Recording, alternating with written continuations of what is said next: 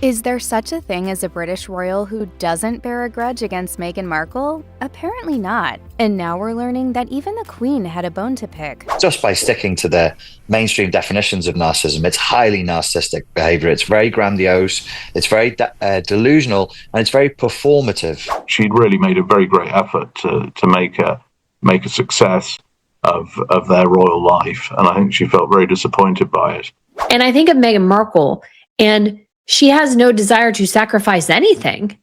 And life is about making sacrifices. She really went out of her way to be incredibly warm and welcoming to both her granddaughters-in-law. The Queen realising the importance of Meghan's relations with her family, and how it could be a running sore, that she saw the problems that it could bring. And I think we could all learn a lot from that lesson. Is sometimes we have to associate with people that we don't necessarily like. The odds are slim to none that Meghan will ever return to the good graces of the royal family, particularly given the Queen's alleged opinion that Harry shouldn't have married her in the first place. And why did the Queen suspect the Sussexes were mic'd up on one visit to see her? Meghan Markle, I think she was 35 or 30 when she came into the royal family, and this archaic system has tried to control her and say, you will do this, you will do that, and she's just said no. A lot of people around the Queen thought Meghan was, by the end, showing narcissistic tendencies. And the Queen was famously good at concealing her true thoughts. It was out of character for the Queen to use such a word as evil to describe Meghan, but she saw straight through her. It was a startling sentence to hear from the most forgiving woman on earth. Despite the Queen's efforts to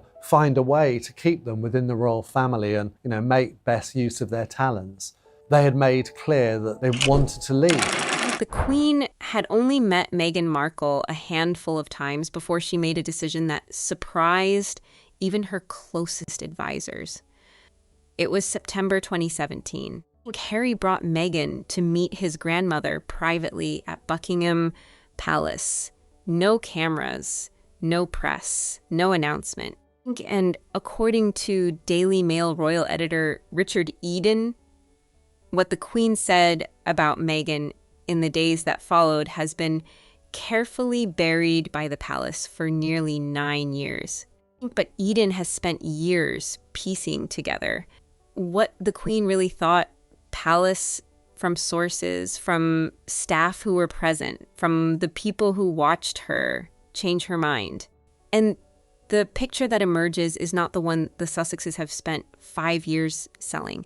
If you want more deep dives like this, make sure to subscribe to Royal Archives. The first meeting happened quietly. Harry had been dating Meghan for just over a year. The Queen, then 91, agreed to receive the American actress at the palace for afternoon tea. Eaton's reporting confirms what only a few people knew at the time. The Queen was not just polite. She was impressed, genuinely warmly impressed. She told a confidant afterward that Meghan was articulate, well-prepared, and clearly devoted to Harry. And then she said something that, in hindsight, reads like the saddest sentence in the entire Sussex saga. She believed Meghan would be an asset to the monarchy, not a problem, not a risk, an asset. That single private assessment reported by Eden through his palace sources changed everything about how the Queen treated Meghan in the months that followed. Doors opened that had never opened for an unmarried partner before. Privileges were extended that Catherine, the future Queen, had never received at the same stage of her own relationship with William. The Queen, known across 70 years of reign for her caution, her patience, her unwillingness to be rushed, moved fast. And that's when things changed. By the time Meghan and Harry's engagement was announced in November 2017, the Queen had already made arrangements that stunned the palace household. Meghan would join the family at Sandringham for Christmas. 5 months before the wedding, Catherine had waited until after her wedding to William before being invited. I think that detail alone tells you everything about how the Queen viewed Meghan in those early months. The trust wasn't earned over years. It was extended on faith. The Queen had other plans for what Meghan could become.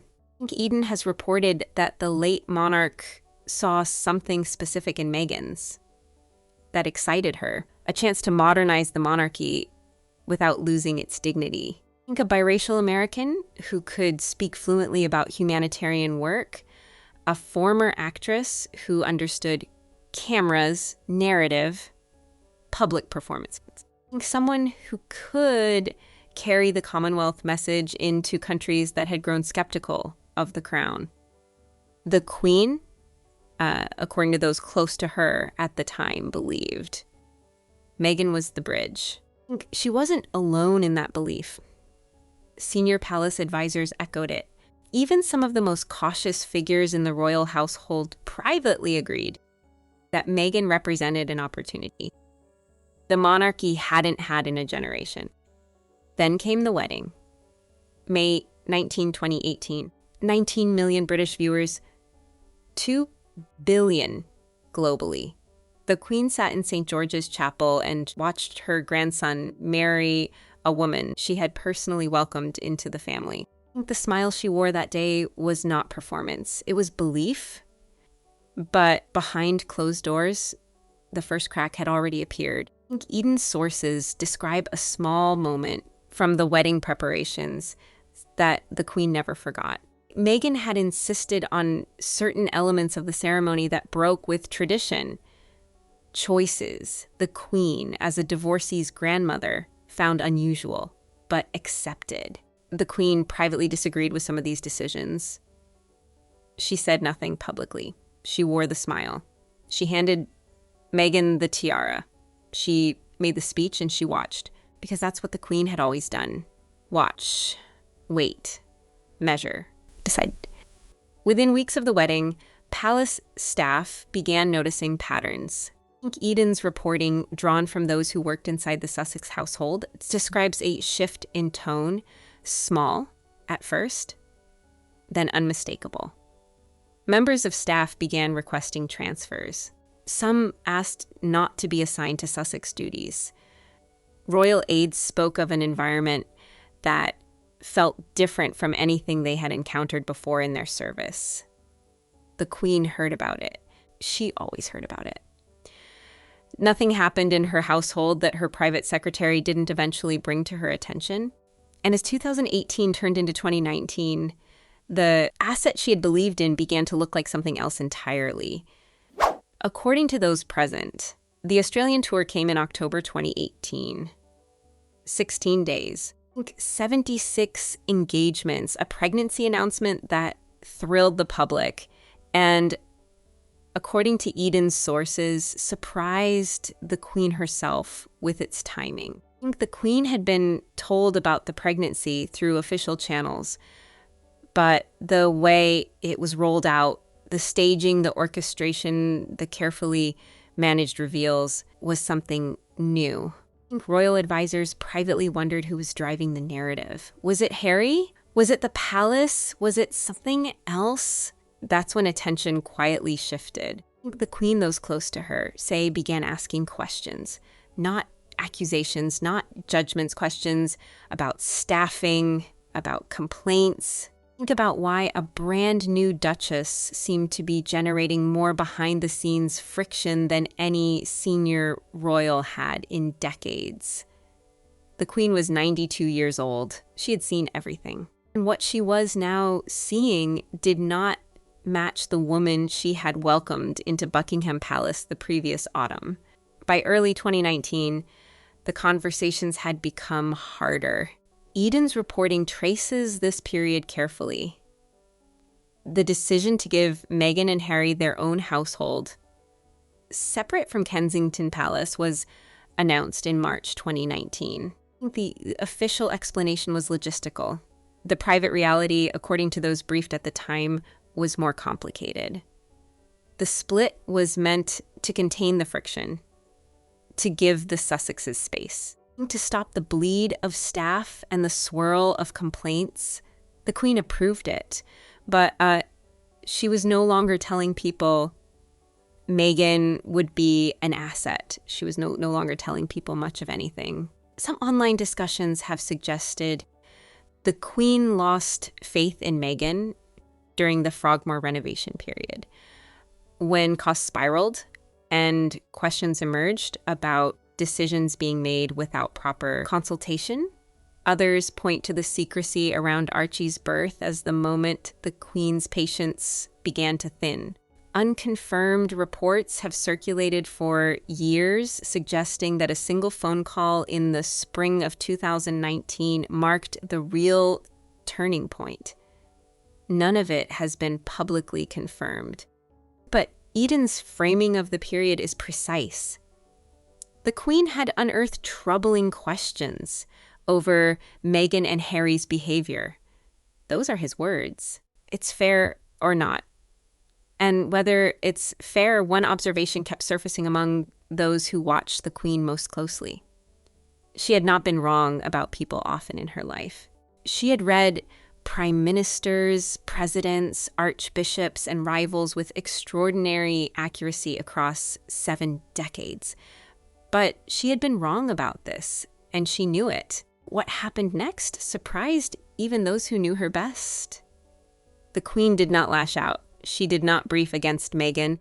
She did not signal her disappointment through the usual channels, the carefully placed columns, the well-timed leaks, the small public snubs that palace watchers learned to read across her reign. She did something far more characteristic. She withdrew.